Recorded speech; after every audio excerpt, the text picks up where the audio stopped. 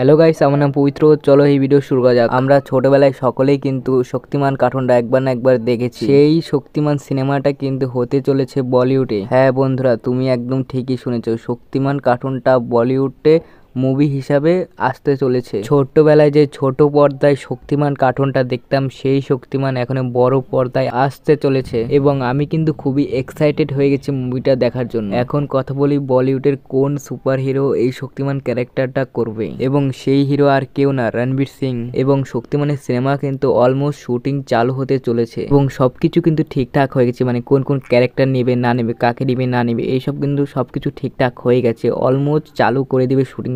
এবং আরেকটা বড় খবর হলো যে শক্তিমান সিনেমাটা কিন্তু 3টা পার্টে হবে, মানে পার্ট 1, পার্ট 2, পার্ট 3। হ্যাঁ গাইস, এবং মুকেশ খান্না স্যার আরেকটা বড় কথা বলেছে মুভিটার ব্যাপারে, এবং মুভিটা কিন্তু খুবই বড় বাজেটে হবে। এবং শক্তিমান সিনেমাটা কিন্তু আস্তে আস্তে প্রায় 1 বছর টাইম লেগে যাবে সিনেমা করে আস্তে আস্তে। এরকমই মুভি আপডেটের জন্য নিউজ ফিল্মি রিভিউকে সাবস্ক্রাইব করবেন। তো চলো, বাই বাই।